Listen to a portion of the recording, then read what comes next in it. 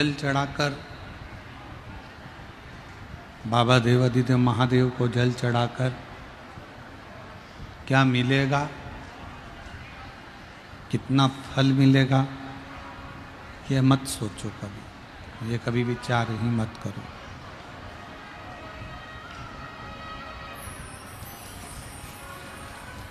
हम शिव जी के मंदिर में जाएंगे, हम भगवान शंकर के मंदिर में जाएंगे, हम शंकर भगवान के मंदिर में पहुँचेंगे, जल चढ़ाएंगे, कितना फल मिलेगा, क्या फल मिलेगा, इस पर हमारा ध्यान नहीं जाना चाहिए। हमारा ध्यान ये जाना चाहिए कि मंदिर जाने का, भोलेनाथ जी से मिलने का, कम से कम शंकर भगवान ने कृपा कर कर हमको मंदिर तक तो बुला लिया। मंदिर तक बुला लिया मतलब हमारे सारे दुख बाबा काट ही गए।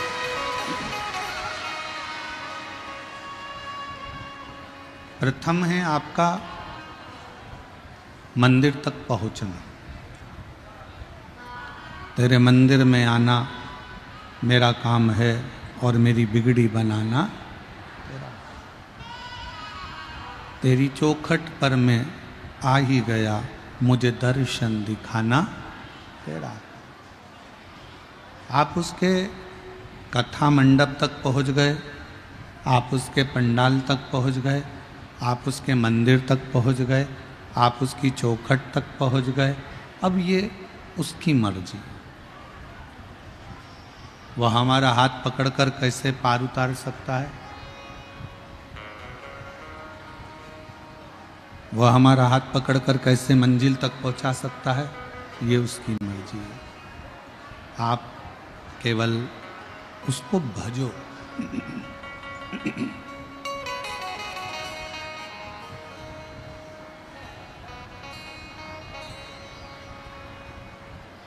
शिव जी को पाने के लिए कोई मंत्र की, कोई तंत्र की, कोई स्तोत्र की जरूरत नहीं पड़ती।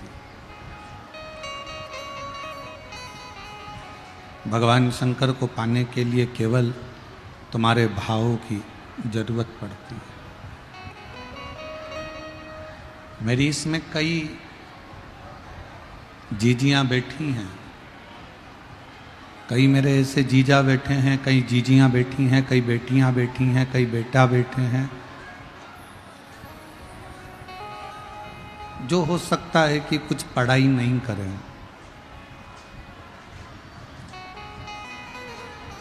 हो सकता है कोई कॉलेज नहीं गई हो, कोई स्कूल नहीं गई हो,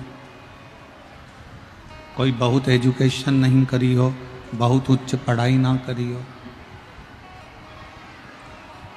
और बहुत अच्छे कॉलेज में भी नहीं पढ़ पाए, बहुत अच्छे स्कूल में भी नहीं पढ़ पाए। पुराना जमाना था, हो सकता है नहीं गए।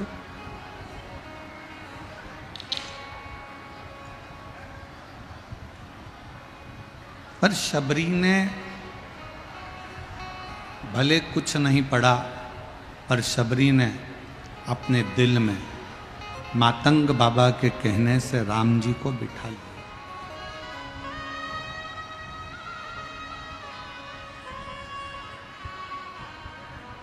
भले शबरी अम्बा ने कोई पढ़ाई करी ना करी, पर शबरी अम्बा ने मातंग बाबा के कहने से राम जी को अपने हृदय में बिठाया, अपने हृदय में विराजमान किए।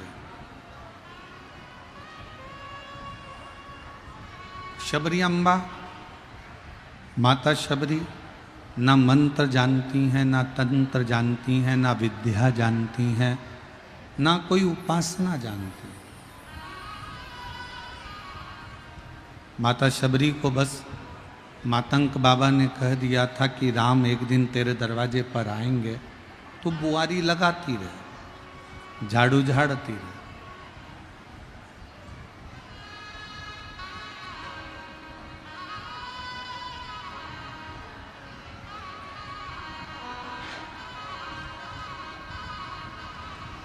और भगवान भाव से शबरी अम्बा के दरवाजे पर पहुँचे।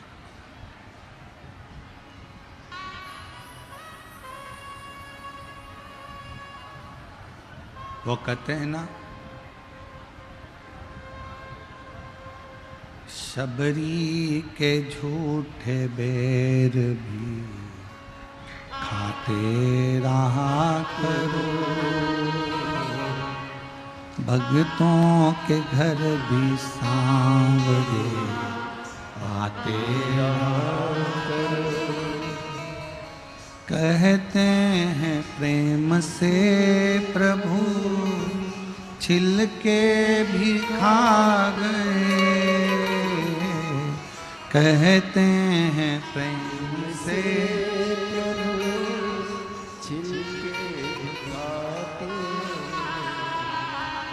कहते हैं प्रेम से प्रभु छिलके भी खा गए, कहते हैं प्रेम से प्रभु छिलके भी खाते हैं। शबरी के झूठे बेर भी खाते रहा करो,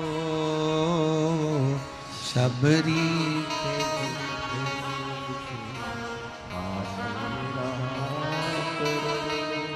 ओ दर्शन के नैन बांवरे दर्शन दिया करो, दर्शन के नैन।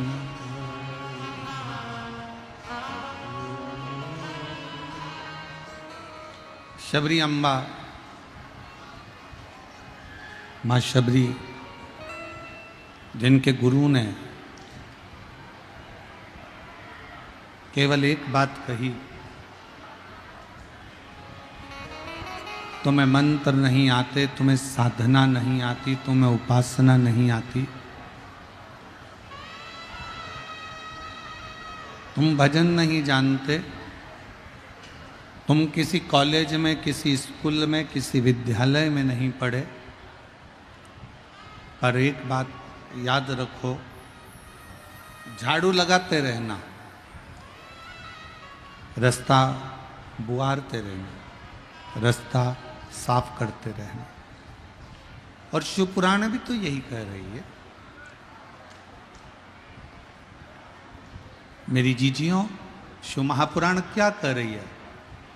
शंकर के मंदिर में एक लोटा जल चढ़ाने भी अगर तुम ना जा सको तो शंकर जी के मंदिर को झाड़ू लगाने चले जाया करो, थोड़ा पोछा लगा दिया करो, थोड़ी सफाई कर दिया करो। क्यों? हो सकता है हमारे जीवन में भी ना जाने कितनी कितनी तकलीफ़ें बहुत भाग्य में लिखी होगी, ना जाने कितना कितना कष्ट आपके हमारे जीवन में लिखा होगा। तो हम जब मंदिर में झाड़ू और पोछा करेंगे, जब मंदिर को हम साफ करेंगे, तो हमारे भाग्य में लिखी हुई वो बेकार रेखाएं भी एक दिन साफ हो जाएंगी।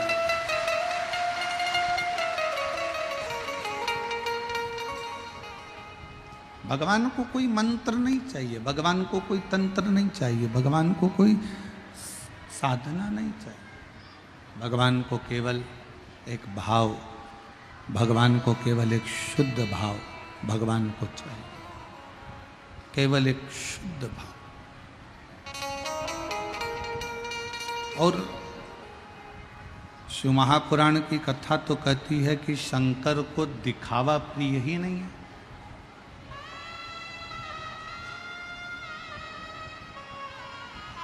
शिव जी को आडंबर प्रिय नहीं है, शंकर भगवान को दिखावा प्रिय नहीं है।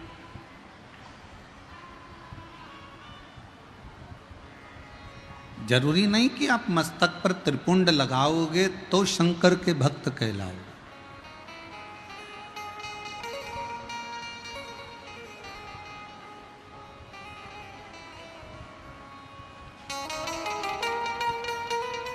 जरूरी नहीं कि आप मस्तक पर त्रिपुंड लगाओ तो शिव के भक्त कहलाओगे। जरूरी नहीं कि आप जटा बढ़ाओगे तो भगवान के भक्त कहलाओगे। जरूरी नहीं कि आप वस्त्र का त्याग कर दोगे तो भगवान के भक्त कहलाओगे। शिव महापुराण की कथा कहती है कि शिव जी को पाने के लिए ना तुम्हें जटा बढ़ाने की जरूरत है, ना तुम्हें कोई दिखावे की जरूरत है। शिव जी को पाने के लिए केवल दिल से मन को शिवालय बनाना। हमारे शैलेंद्र जी एक भजन की लाइन गुनगुनाते रहते हैं, मन मेरा मंदिर नहीं, मन शिवालय हो गया, ऐसा भाव शैलेंद्र जी कहते हैं। मन को शिवालय बनाओ। और जब मन शिवालय हो जाए, मन मेरा मंदिर, शिव मेरी पूजा, शिव सेवा नहीं कोई दूजा। ये मन को मंदिर बनाने का प्रयास करिए।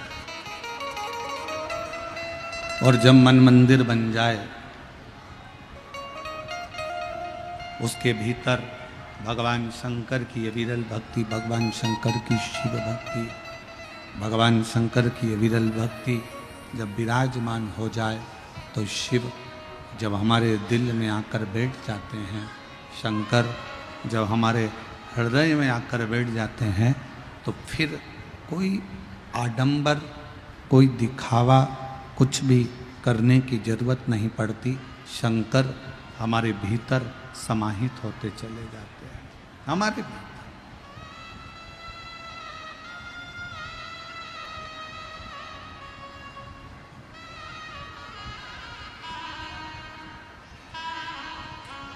शिव को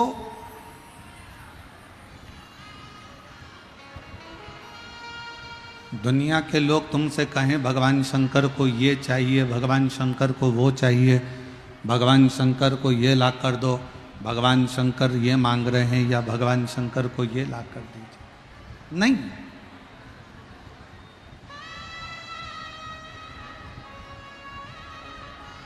एक कितना सुंदर प्रसंग है। एक भानुमति नाम की एक महिला थी।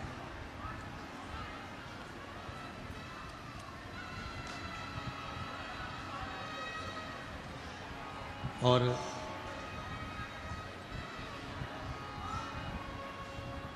उसके पति का नाम था रामनाथ।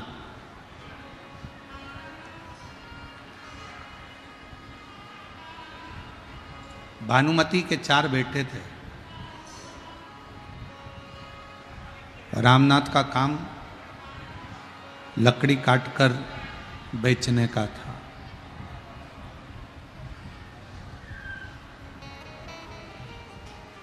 रामनाथ लकड़ी काटता, बेचता और अपने घर का पालन करता, पोषण करता।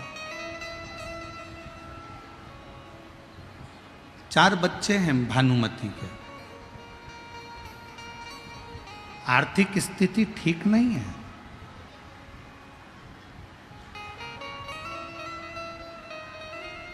सुबह अगर भोजन मिल गया तो शाम के पते नहीं है, और शाम को मिल गया तो सुबह के पते नहीं है। कभी कभी तो ऐसा होता था कि दिन भर ही भोजन नहीं मिलता था, ना सुबह मिलता था, ना शाम को मिलता था।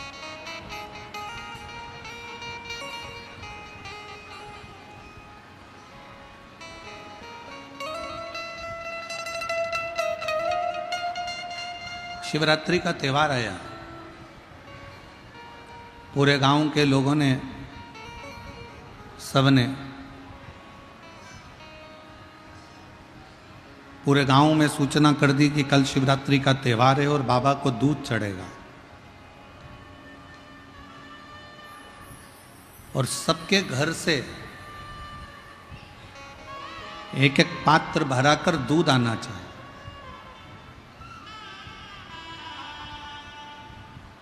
एक एक लोटा भरकर दूध आना चाहिए। रामनाथ लकड़ियां बेचकर आए। बारिश का समय था, थोड़ा सा पानी ज़्यादा गिर गया था तो लकड़ी सब गीली हो गई थी।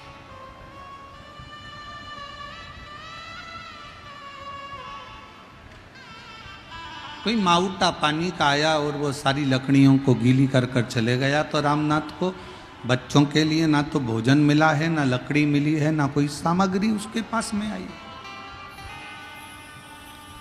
रामनाथ आए, तन का पिछोड़ा नीचे रखा, बैठकर अपनी पत्नी से कहने लगे, आज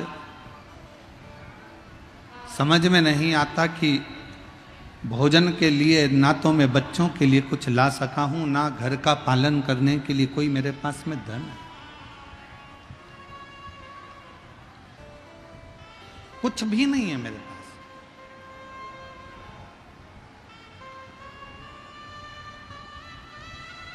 भानुमति ने कहा, क्यों चिंता करते हो, क्यों रोना, नहीं है ना, चलेगा।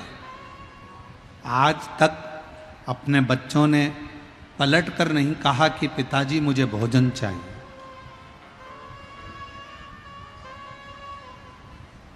जब भोजन मिल जाता था बच्चे खा लेते थे, जब भोजन नहीं मिलता तो बच्चे भूखे रहते। आज तक हमारे बच्चों ने नहीं कहा कि हमें भोजन ला कर दो।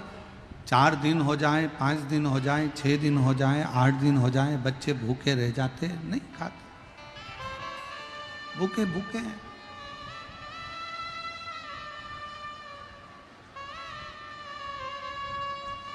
रामनाथ से भानुमति ने कहा, तुम दुख मत मनाओ, सोचो मत।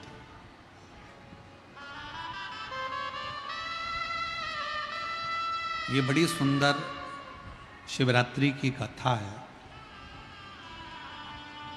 शिव महापुराण में वर्णन आता है कि इस कथा का स्मरण, जैसे कल सिंहेश्वर नाथ और स्थानेश्वर नाथ की कथा सुनी, तो कहते हैं कि उस कथा को सुनने के बाद व्यक्ति के जीवन में बदलाव आ जाता है और व्यक्ति कभी भी नीचे की ओर नहीं जाता, उन्नति की ओर बढ़ता चले जाता है। उसी तरह रामनाथ और भानुमति का ये संवाद शिवरात्रि का एक ऐसा संवाद है जिस संवाद को श्रवण करने के बाद में स्वयं तुमरुका जी चंचुला देवी से कहते हैं कि चंचुला, इस संवाद को सुनने वाले के घर में कभी वैभव की कमी नहीं आती है, उसके घर में कभी वैभव कमी नहीं।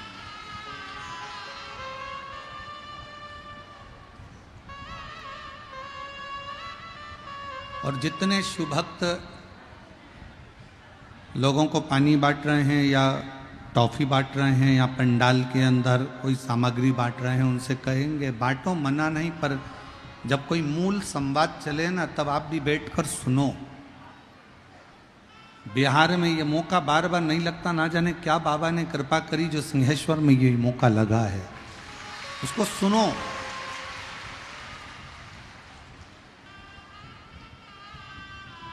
चौबीस घंटे तुम्हारे हैं, उसमें से 2.5 घंटा बाबा का है। दिल से उसको सुनो, धारण करो, प्रार्थना करो कि बाबा हमारी ऐसी कृपा करना कि हमारे जीवन में भी हम एक बार यजमान पद ग्रहण करें। और ऐसे ही शिव महापुराण की कथा अपने बिहार में होती है। भानुमति ने रामनाथ से कहा कि बच्चे कभी नहीं बोले कि हमको भोजन चाहिए, बच्चों ने कभी नहीं कहा कि हम भूखे हैं, बच्चों को भोजन मिला तो ठीक और भोजन ना मिला तो ठीक। वो नहीं कह रहे हैं कि हमको भूख लगी है, हमको प्यास लगी है, या हमको भोजन ला कर दो, या हमको कुछ ला कर दीजिए, वो नहीं बोल रहे।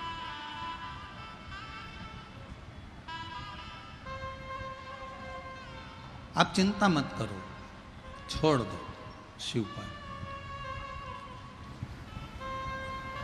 एक ज्ञान और एक व्यवहार,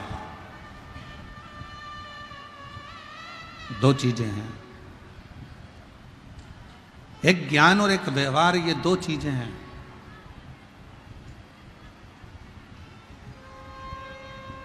व्यवहार भी प्रबल है और ज्ञान भी प्रबल है,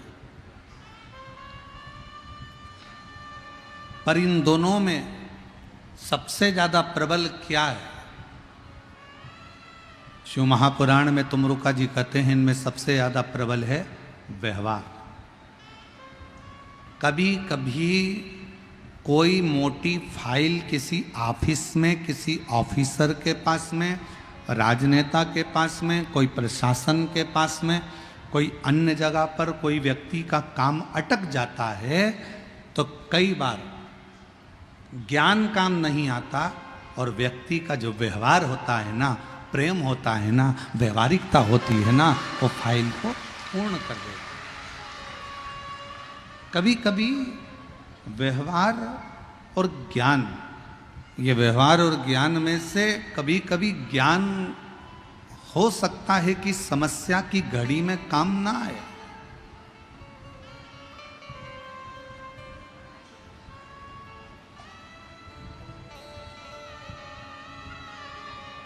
और कभी कभी व्यवहार काम आ जाता है।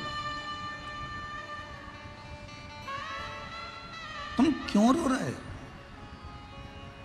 भानुमति अपने पति रामनाथ से कह रही है, तुम क्यों रो रहे? किस लिए? तुम्हारे रोने का कारण क्या है? क्यों रोते हो? किस लिए रोते हो? आज मैं बच्चों को कुछ दे नहीं पाया, आज मैं बच्चों को कुछ प्रदान नहीं कर पाया, आज मैं बच्चों का पेट नहीं भर पाया। बच्चों ने कभी कहा तुमसे कि हमको भूख लगी है और आज हमें भोजन नहीं मिला?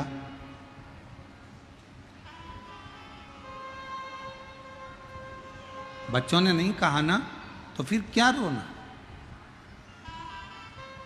घर का सबसे बड़ा संस्कार यही है, एक बेटी जब उसकी शादी हो रही हो, अपने पापा का चेहरा देखकर, अपने पिता का चेहरा देखकर बेटी अपने पापा के पास जाकर कह दे, बाबुल, ए बाबू, बाबूजी, पिताजी, मेरी शादी हो रही है, पर एक बात कहूं पापा, इतना कर्जा मत कर लेना कि मेरे जाने के बाद तुम पूरी जिंदगी कर्जा चुकाते रहो।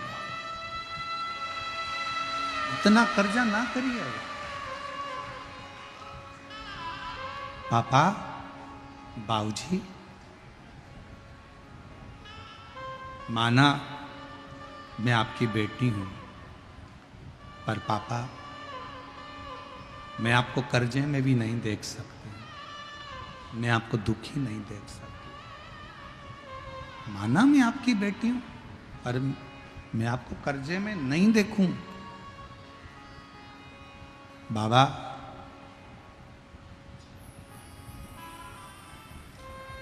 दुनिया कहती है कि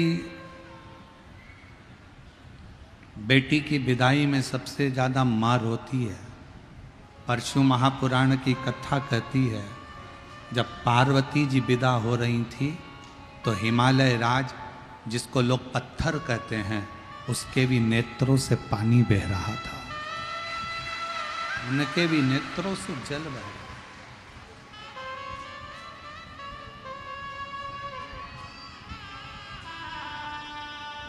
बेटा माँ को प्रिय होता है और बेटी पापा को, उसके पिताजी को प्रिय होती है, उसके बाबुल को प्रिय होती है, उसके पापा को प्रिय है।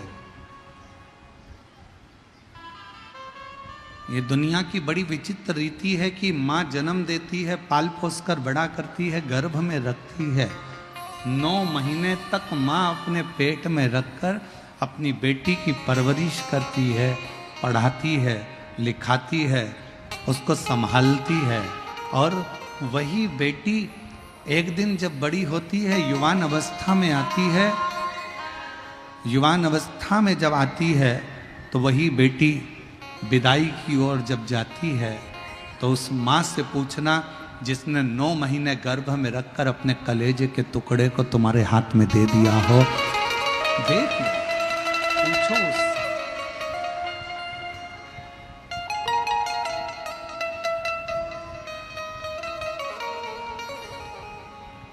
और कैसो अमीर साहूकारो म्हारा बाबुल, बेटी धरी ना जाए। अरे मांग काटी का बाबुल हमको दीजे, और चूड़ी रतन जड़ायो रे म्हारा बाबुल, बेटी धरी ना जाए। कैसो अमीर साहूकारो म्हारा बाबुल, बेटी धरी ना जाए। कितना भी धन हो, कितना भी वैभव हो, कितनी भी सत्ता हो, कितना भी धन भरा पड़ा हो, फिर भी एक क्षण ऐसा आता है कि बेटी को विदाई करते समय बाप को लगता है कि मेरी सारी दुनिया, मेरा सारा दौलत, मेरा सारा धन कहीं चले गया, कहीं चले गया। क्यों रो रहा है? किस लिए? और मेरी बेटियों,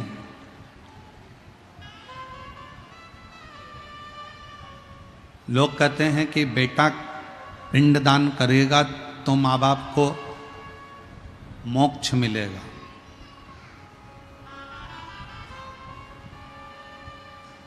पुराण कहती है कि बेटा पिंडदान करेगा, तर्पण करेगा तो माँ बाप को मोक्ष मिलेगा। पर शिव महापुराण की कथा कहती है बेटा एक कुल को तारता है, बेटी 2 कुल को तारती है। सारी पुराणे कहती है कि बेटा पिंडदान करेगा, तर्पण करेगा, तिलांजलि करेगा, तब माँ बाप को मोक्ष मिलेगा। शिव महापुराण की कथा कहती है माँ बाप का सबसे बड़ा मोक्ष कब होता है? जब वो अपनी बेटी का कन्यादान अपने हाथों से करते हैं।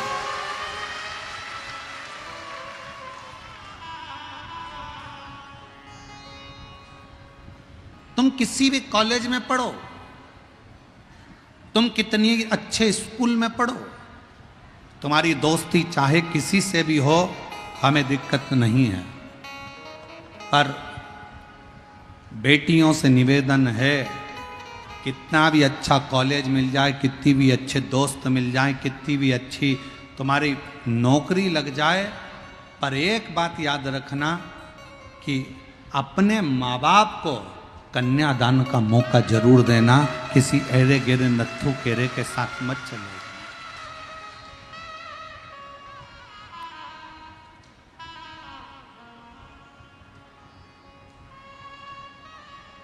एक नर्क ऐसा होता है जिस नर्क में कन्यादान का पूछा जाता है। हमको बिहार की रीति रिवाज नहीं मालूम, पर हमारे यहाँ का रीति रिवाज है, हमारे यहाँ का रीति रिवाज है, जब लड़की का कन्यादान करा जाता है तो आटे की एक लोई बनाई जाती है। इधर बिहार का तो हमको नहीं मालूम।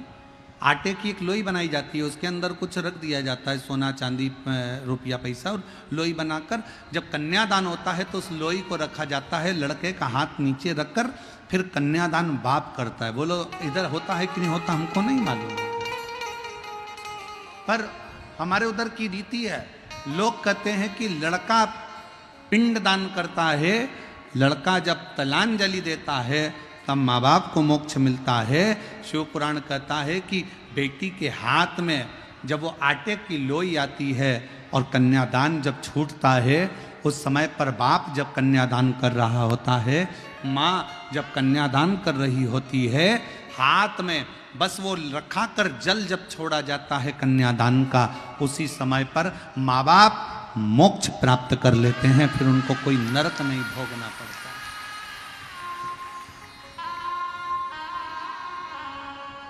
फिर उनको कोई नरक नहीं भोगना पड़ता।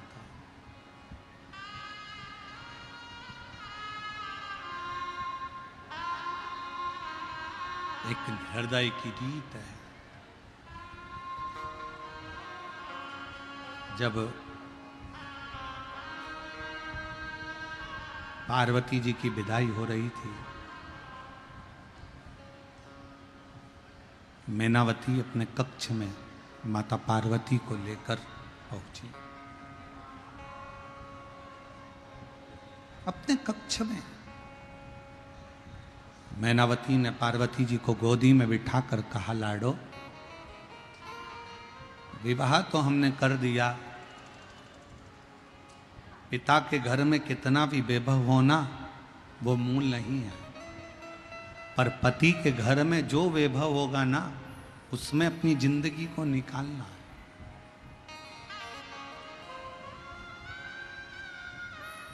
एक अच्छे बेटे की परीक्षा कब होती है? जब उसकी पत्नी आ जाती है, शादी हो जाती है, तब बेटे की सही परीक्षा होती है। बेटी की सही परीक्षा कब होती है? जब वो युवान हो जाती है, जवानी अवस्था में आ जाती है, और उस समय पर बेटी की परीक्षा होती है कि ये माँ बाप के अनुसार चल रही है या किसी अन्य लड़के के चक्कर में अपने माँ बाप को ठोकर मारकर जा रही है।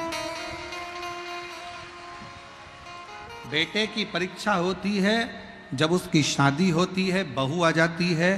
बेटी की परीक्षा होती है जब वो जवान होती है, युवान अवस्था में आती है। एक पति की परीक्षा जब होती है, जब पत्नी बीमार पड़ती है और पति उसकी सेवा में लगता है। और पत्नी की परीक्षा तब होती है जब पति के पास कुछ नहीं रहता और वो कदम से कदम मिलाकर अपने पति को धीरज बंधा देती है, तब पत्नी की परीक्षा होती है।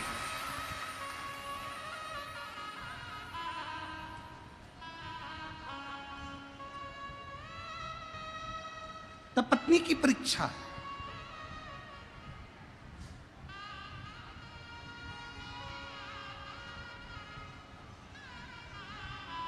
पार्वती जी ने माता को कहा, मां आप चिंता ना करें, मेरे माँ बाप के जो संस्कार हैं वो मेरे सम्मुख में रहेंगे।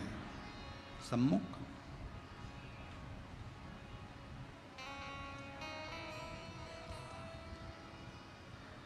एक पिता के जीवन में कितना दुख होता है।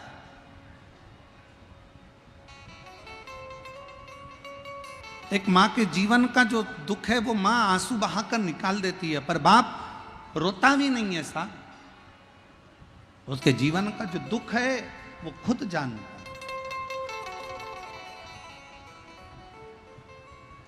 वो एक लाइन आती है ना कि वो मैया पे क्या बीत रही,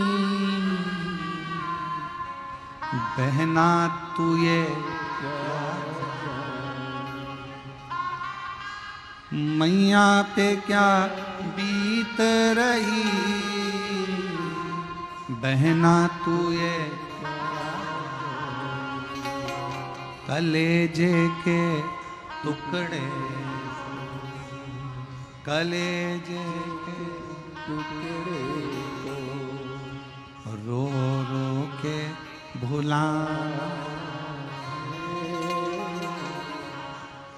बाबुल का ये घर बहना 2 दिन का ठिकाना। जीवन में कितना दुख एक पिता की जिंदगी में आता है, कितना दुख एक मां के जीवन में होता है। धन की प्रीति नहीं,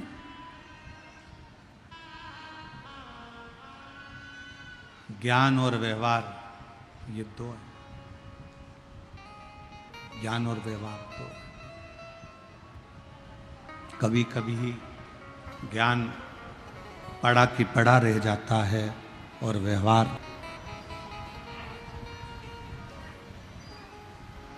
तुम कितने विद्वान हो, तुम्हारी विद्वत्ता तुम्हारे पास रखी है। कभी कभी एक अनपढ़ व्यक्ति भी सही कार्य कर कर चला जाता है और विद्वान पढ़े लिखे भी कई बार धरे की धरे रह जाते हैं। फिर निवेदन करूं, तुम्हारे पिताजी 10वीं पढ़े, 5वीं पढ़े, 6ठी पढ़े कि बिल्कुल नहीं पढ़े, अनपढ़ हैं।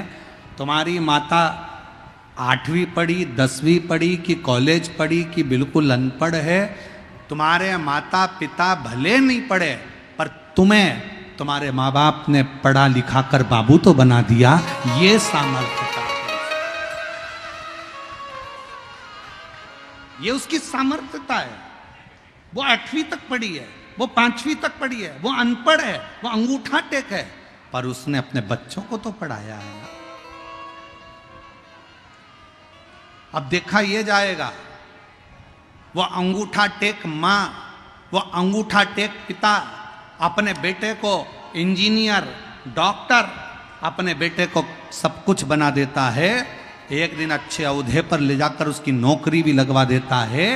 देखना तो ये पड़ेगा कि वो अंगूठा टेक मां और अंगूठा टेक बाप ने अपने बच्चे को इंजीनियर बना दिया।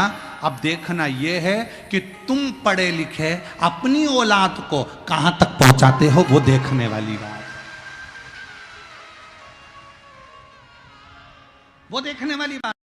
मां घर में काम कर रही है तो भी बच्चे पर ध्यान रख रही है, माँ घर में रसोई बना रही है तो भी बच्चे का ध्यान रख रही है। और एक आज के जमाने के पढ़े लिखे लड़के, पढ़े लिखी लड़कियां जब विवाह हो जाता है तो उनको बच्चों को संभालने के लिए एक आया की जरूरत पड़ती है। बच्चों को संभालने के लिए एक आया की जरूरत है जो बच्चे को संभाले। झाड़ू लगाने के लिए झाड़ू वाली की, बर्तन वाले के लिए बर्तन मांजने वाली की, कपड़ा धोने वाले की, झाड़ू पोछा करने वाले की, रसोई बनाने वाले की, पूरे घर में सारे नौकर चाकर की जरूरत पड़ती है। पर एक अंगूठा टेक माँ झाड़ू भी लगाती है, पोछा भी लगाती है, बर्तन भी मांजती है, भोजन भी बनाती है और आए हुए मेहमानों का सम्मान भी करती है। और तुम जैसे बेटे को कभी कलेक्टर, कभी एसपी और कभी इंजीनियर, कभी डॉक्टर बना देती है।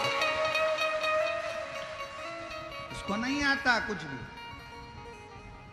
वो नहीं जानती, ज्यादा पढ़ा लिखी नहीं है। और सही बोलूं ना मेरी बहनों, ओ मेरी बिहार की जीजियों, कई मेरी जीजियां तो ऐसी आज भी बैठी हुई हैं और आज भी भारत की भूमि पर ऐसी माताएं हैं, ऐसे पिता हैं जिनको आज भी स्क्रीन टच मोबाइल चलाना नहीं आता, आज भी है।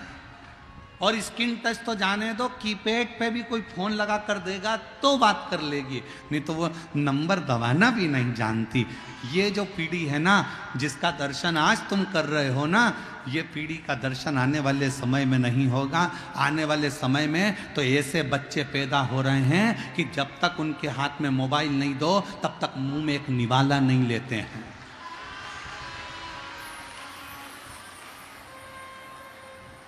पहले मोबाइल दो, फिर उस पर वो देखेगा एक मोटा हाथी, फिर वो खाएगा। मम्मी उसकी आगे पीछे घूमेगी, बेटा खा ले, बेटा खा ले, बेटा खा ले, बेटा खा ले। फिर कई बार बूढ़ी बूढ़ी माताओं के जब छठ पर्व में जब बहुएं आती हैं ना, मुंबई से, पूना से, पटना से जब बहुएं आती हैं ना, तो बूढ़ी बूढ़ी बिहार की फिर माताएं कहने में पीछे नहीं हटती। कई बार बिहार की माताएं फिर कह देती हैं, हमारी भी 4 औलाद थी, हमने पाल पोस के बड़ा कर दिया। खिला देते थे एक बार और खेलने चले जाते थे, और धाए बहू तेरी औलाद से, ऐसी औलाद पैदा करी, उसके पीछे 24 घंटे नाचो, ले बेटा खा ले, ले बेटा खा ले, ले बेटा खा ले, ले बेटा खा ले। लाए ऐसी बहू से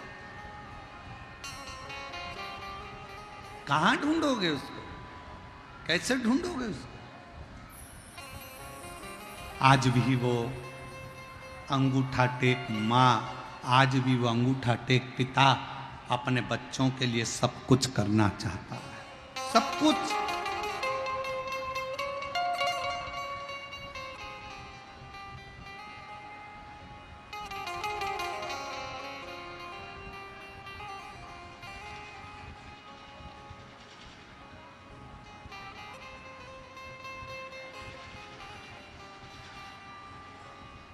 और जितने पढ़े लिखे लड़के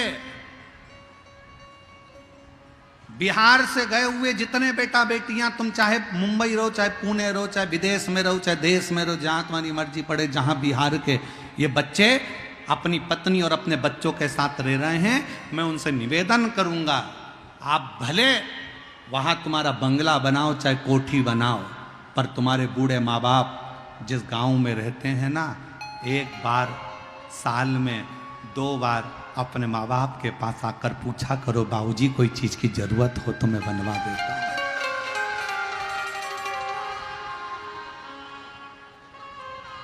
कुछ नहीं चाहिए,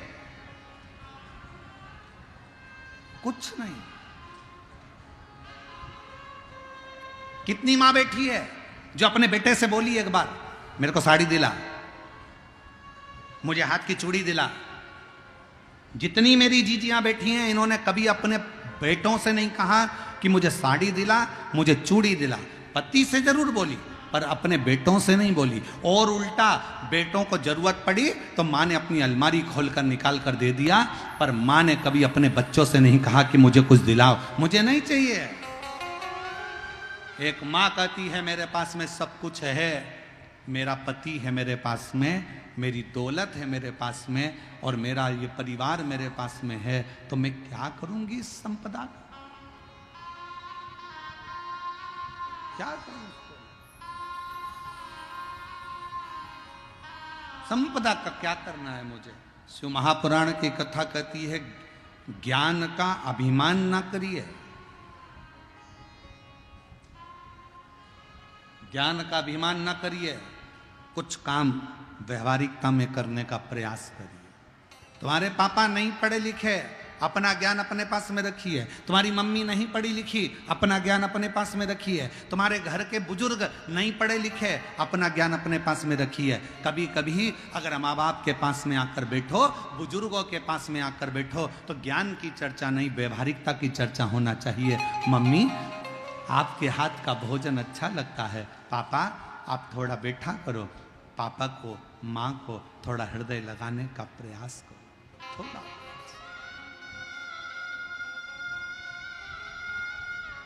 थोड़ा सा प्रयास।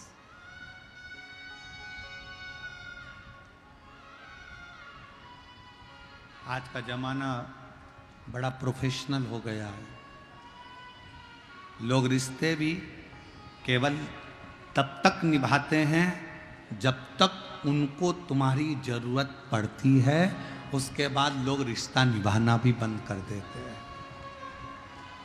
आज का जमाना प्रोफेशनल हो गया, जरूरत है तो रिश्ता है, जरूरत खत्म और रिश्ता खत्म।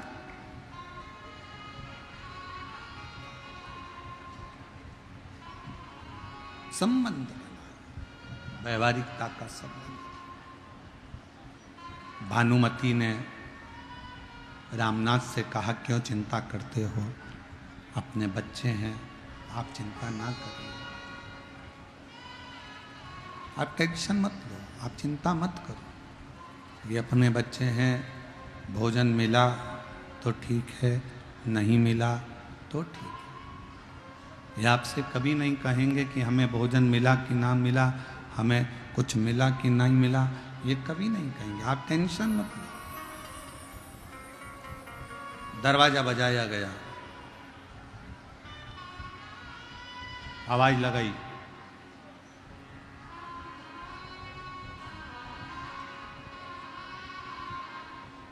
कौन है दरवाजे पर?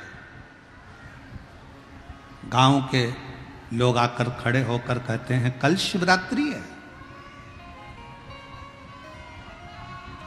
पूरे गांव के लोगों के घर से एक एक लोटा दूध आएगा, सबको शंकर भगवान पर चढ़ाना है।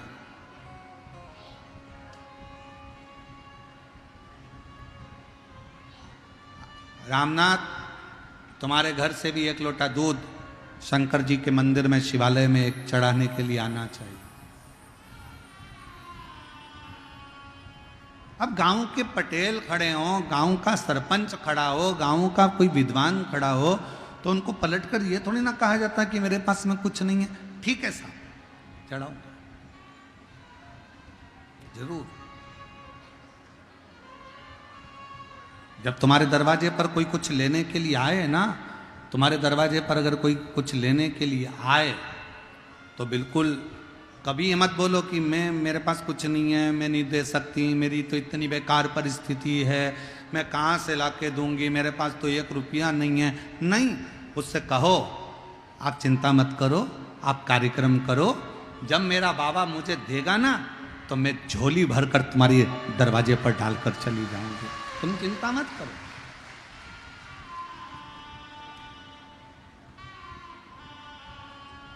क्यों टेंशन लेना, क्यों चिंता करना? किस बात की चिंता करते हो? आप परेशान मत हो। दरवाजा बजाया गया, गांव के लोगों ने आकर कहा कि रामनाथ, रामनाथ, कल शिवरात्रि है और सबके घर से 1 लोटा दूध आएगा, शंकर भगवान को सब अपने अपने घर से लाकर चढ़ाना है, शिवरात्रि का त्यौहार मनाना है, शिवरात्रि का त्यौहार मनाना। रामनाथ ने कहा ठीक है प्रभु।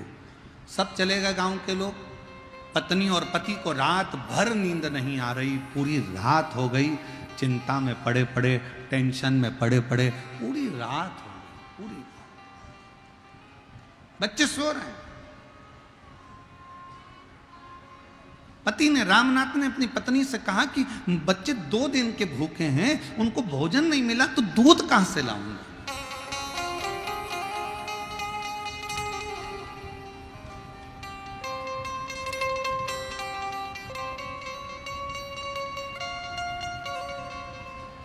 मैं दूध कैसे लेकर आऊंगा, कहां से लेकर आऊंगा? पत्नी कहती है क्यों चिंता करते हो, 2 दिन भूखे रहे ना, कल भी भूखे रहेंगे, शिवरात्रि का व्रत हो जाएगा। क्यों चिंता करते हो, शिवरात्रि का व्रत हो जाएगा। दूध नहीं मिलेगा तो जल ही चढ़ा देंगे। गांव के लोग क्या कहेंगे? सारे घर से 1-1 लोटा दूध आना है और गांव के लोग क्या कहेंगे? पत्नी कहती आप चिंता मत करो, आप अपना विश्राम करो। ये धर्म पत्नी होती है।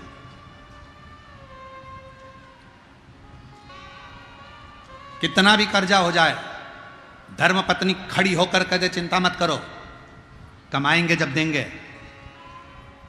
पति कह रहा है मैं तो मर जाऊं तो अच्छा, सुसाइड कर लूं, नहर में चले जाऊं, नदी में चले जाऊं, कहां से कर्जा चुकाऊंगा? पत्नी उस जगह पर खड़े होकर कह दे तुम्हें चिंता करने की जरूरत नहीं है, जब आएगा तब देंगे। मरने का प्लान छोड़ो और व्यापार आगे कैसे बढ़ाना है, उन्नति की ओर कैसे बढ़ना है, अपन को कितनी मेहनत करना है, उस पर ध्यान दिया जाए।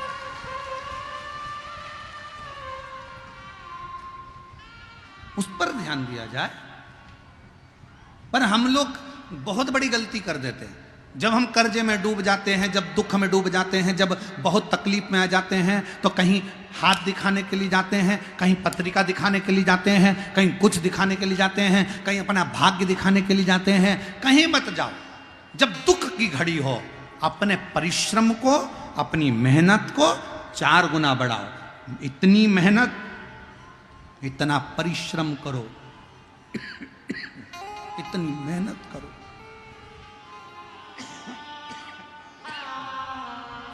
इतना परिश्रम, इतनी मेहनत करो, इतना परिश्रम करो और भगवान पर विश्वास रखो, भरोसा रखो, सफलता मिलेगी जरूर। भटक रहे हैं, भटक रहे हैं। और लोगों ने क्या कहा, किसी के यहाँ पूछने गए साहब हमारे यहाँ इतना तकलीफ क्यों है, तो कह दिया तुम्हारी पड़ोसन ने, तुम्हारे रिश्तेदार ने तुम्हारे ऊपर कुछ कर दिया, इसलिए तुम दुखी हो।